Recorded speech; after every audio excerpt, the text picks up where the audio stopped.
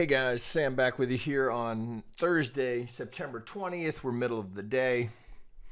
Again, it's a traditional day, so we poll the members, and next up by request here is a look at the S&P 500. So I've got the 3-day up here. Now we've done this before, and so that I'm fairly confident that there's not an Elliottician anywhere on the planet who doesn't have this count and knows we're in the 5th. So I'm working off the 2009 low here, right? It's very just beautifully technical, clean 5-wave structure. And at some point, we're gonna find a pivot up here, and we're gonna complete this entire impulsive move. But as to whether or not we're there yet, well, let's take a look here and see if we have some reasonable targets. So I'm just gonna go down to the daily here, and we'll get into this stuff here over on the other hard right edge here. New all-time highs today. So I've got a continuous contract here, which keeps the front month. Here's our priority here. That's what we're pricing off of the front month here, which now is December. So coming off of this wave 4 low, you know, it's again, so 1, 2, you know, that's the deepest retracement we can get. The completed 1, we get an ABC into our 2. There's the monster 3, right? And then here's our 4 ABC. It looks like we essentially double bottom, although it's a slight truncation in the C wave. It's tough to count this any other way. Now it does get tricky here in this 5th wave. So again, just for the sake of having some targets here, so if we grab our wave 2 to our wave 3, right, get that right on there, so you can see the wave 4 came right to the 38, and damn near to the tick. All right, so we got a target up here, our first algo target, 3077. Now, you know how we getting that high? Well, I mean, it's getting fairly complex here. So we're into extensions in the 5th of the 5th. So it's getting pretty tricky. Right? So what can we do to help identify possible targets? Additionally, we can take the length of the 1, look for some relationship length of the 1 from the proposed 4. Get that right on there. Well, interestingly, we're literally just approaching parity here. So this would be the length of the 1, assuming these are identified correctly, right? That's the first assumption. That the length of the 1 projected from the proposed 4, we're literally hitting parity as I record this. Now, that doesn't mean we're topping. It just is a technical point of note. We've got other levels up here as well. So now we start to try and combine them. So we could take the length of the 3rd projected from our 4th. So we get a little cluster up above here. So perhaps, right, some confluence here. Additionally, we can take the length of the 1 through the 3, project that from the 4. Anything there? Well, that's taking us a little higher. So common would be a 618 of the length of the 1 of the start of the 1 through the 3. That's going to take us up to, well, some pretty monster targets up there. So those are things that we can look at in terms of potential targets. So the big one being the algo target up here at 3074. So pulling those off. Now let's just make some note here. So we'll draw a couple of hot boxes and then the extreme one up here. This, interestingly, as we hit 100, right? So we'll have to look and see if there's any signs of any topping action. And you know, today's may not be the day, but let's get down here. So let me pull this off here, clean up the chart, get that off of here. Okay, so I'm going to go down to. I have to go to the 2-hour to get this all in here. All right, so here's our. See if I can get it all the way back here. All right, so here's the proposed C wave, that truncated C wave, right? We didn't quite get a new low on the C. So we have the A wave here, we double bottom. I propose we double bottom into an A wave here. Here's the A, the B, and the C of the B. Then we come down in 5 for the C, giving us our 4. Well, here's where it gets a little tricky. So from our 4, well, we know that we're looking for 5 waves, right? So that's where we start. We're looking for 5, and we have the benefit now of a pretty good amount of data to work with here. So if we're right about this being our 4, well, I can definitely get 5 into this 1. Then there's a nice clean ABC, and this is relatively technical. Now it's deep. We know a 2-wave can go anywhere from the 50 to the 786. So interestingly, we get golden zone first. They push off of it, too weak. Back down. That gives us our ABC. The 786 holds it, right? It's not uncommon. Certainly keeps the count in play, right? No invalidation there. In fact, so we get not unreasonable and nice, clean. And if I recall, this was technical on the way back from this low here, right? So, close. So we go a tick or two. So I'm on a 2 hour here. So we're going a tick or two past the 65, then ripping down here. It looks like possibly, right? We don't know. Possibly that's a front run on the target. But carrying forward, if that's my 2, well, then I'm looking. Then I've got a bit of a conundrum here. So if I want to go 1, 2. If I go 3, so if we measure that and we look here and we think, okay, well, length of the 1, we know first target is to be 100% the length of the 1, right? So we qualify here. We don't quite make the 272, but we don't have a 5-wave structure. We've got a 3-wave structure, so we get a clean ABC. Well, then here's the tell, right? So then we come down here. So I've wicked off the wave 1. We overlap the 1, leaving only, if this is going to continue to go higher, that leaves us with a diagonal. Well, does that work? Well, it does, because we're in the 5th wave where we can allow for an ending diagonal. Right? So in a diagonal, we'd look for a relationship between the start of the 1 through the pivot of the proposed 3rd, see if we get anything there. So grabbing from that low up to this high. A couple of jabs, we get through the 38, a little low volume node here, but we don't quite make the 50. That's where you would have liked to have seen it. Here, even if we look at the 2, well, that's to the 50, damn near to the tick, and note, so there it is, right? So they're using that dominant pivot. That's where they get their target reaction, but it's got more legs in it. But I look at this and think, okay, well, if this is 1, 2, and I've got an ABC coming down, I'm in a diagonal, so a few things I can do. All right, so if on the assumption that I've gone 1, 2, 3 via that ABC and I'm in the final leg of this, well, I got to think about some measurements here. So we know this was technical, but we've already hit target. So if that's 1, 2, an ABC into a 3 with the overlap, now I'm in a diagonal. I'm looking for this to finish with yet another ABC. So from this, it would appear that I got 1, 2, 3, 4, 5. So I can get my A wave here, ABC into my B. It's shallow.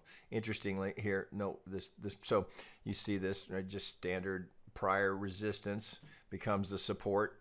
Here, potentially that's what's at play there. Then we look from this pivot to the proposed A wave. Well, again, shallow, right? Shallow for a B, right? We've seen this quite often recently, actually. So the market's too strong, so we don't get a full 50. We just get to the 382. Maybe it's this resistance. Maybe it's just this level of prior resistance kicks in for some support. Certainly reasonable to propose that. So if I've got 1, 2, 3, 4, and I'm going A, B into my C, well, I'm getting pretty top heavy up here in terms of I'm running out of ways to count this.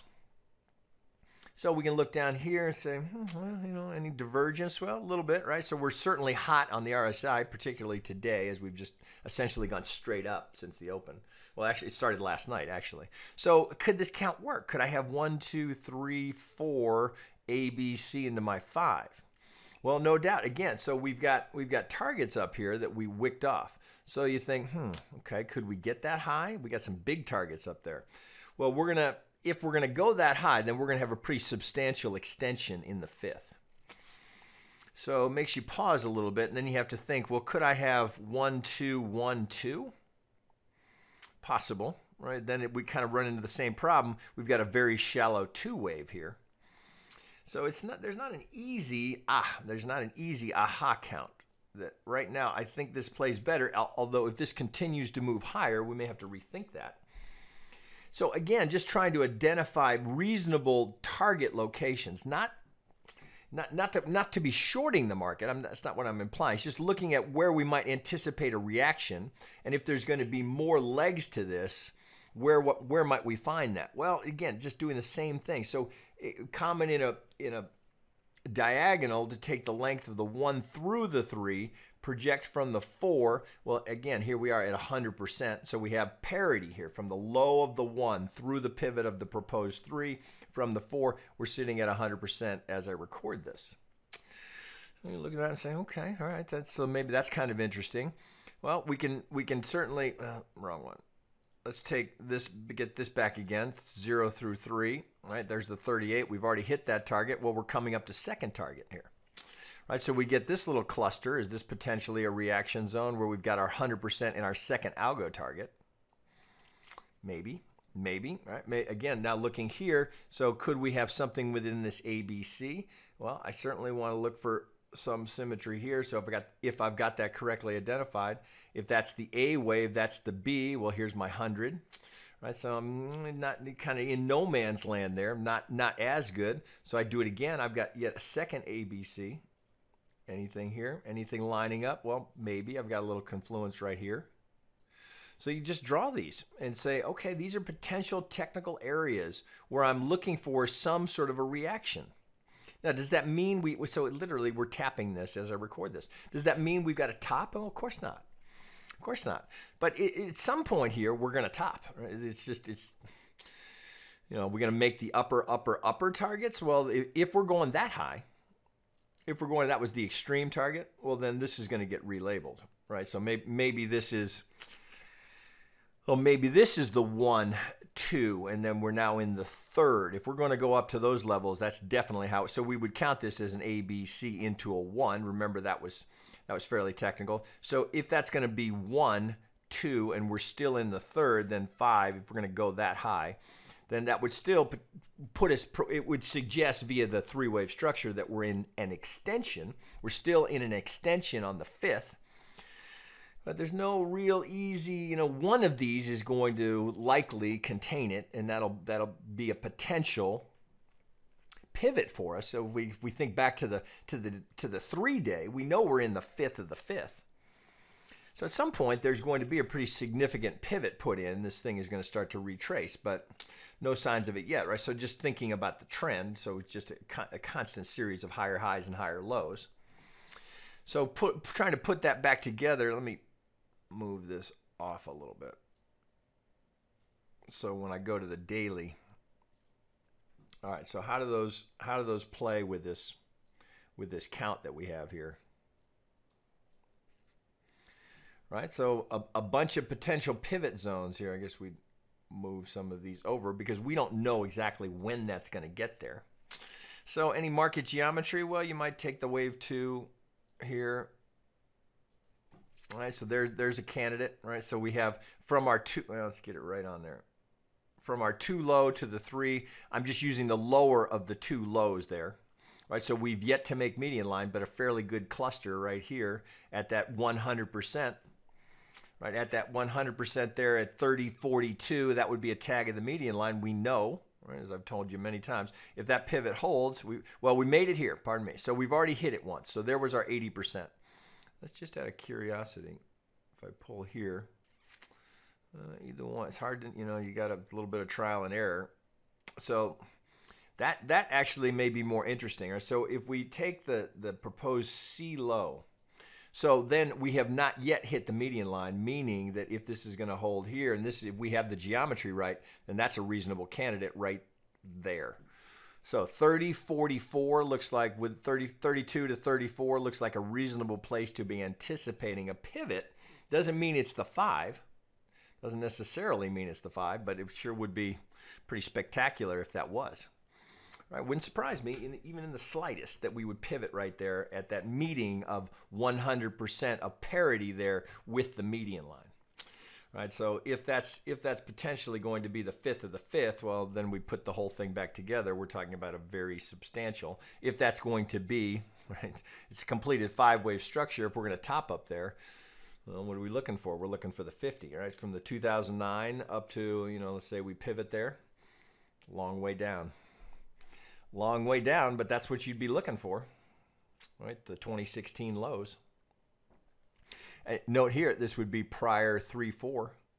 Interesting. That's common retracement for that. After that completed 5-wave structure, come back to the larger degree 3-4. That would not be uncommon to see that retracement, so that would put us a hell of a long way back down.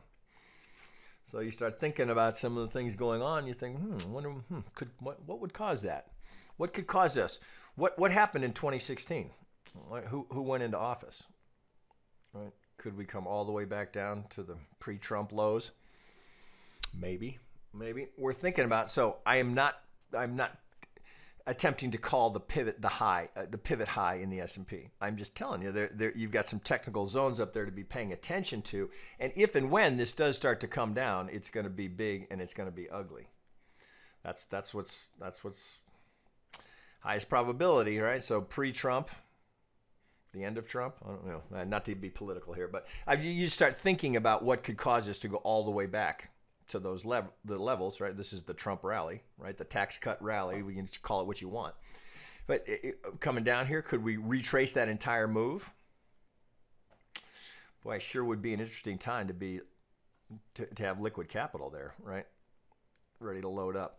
All right, so I'm kind of rambling here. All right, so that gives us kind of an idea of some reasonable targets. Hopefully there's something that you can take from that in terms of how to forecast those targets, looking for those fib relationships. I know you can't see it here now, but hopefully we've been through that enough. And for members, I'll post the detailed charts underneath the video. All right, guys, that will wrap it for today. I'll be back again tomorrow with Bitcoin Friday. So just a reminder, we encourage you to give us a follow over on Twitter, where we make a real effort to engage with our Twitter followers, and often we'll let you guys pick what gets analyzed. Right? So that's an option for you. If you want to learn more about this methodology, how we teach it, what we're all about, you can give us a visit over on our website. It's Trade Devils with an S, tradedevils.com. You can always join our free public Discord. We've got a couple thousand people in there. That's always a nice way to kind of get a feel for what we're about, kind of sample some of the material, read some testimonials from other members. That's really a reasonable way to, maybe evaluate whether or not we'd be a good fit for what you're looking for. Right? And if I assume that if you're here watching these videos, you're looking for some counsel of some sort about how to approach the market technically. All right, there you go, guys. So with that, I'll sign it off, and we'll catch up with you tomorrow.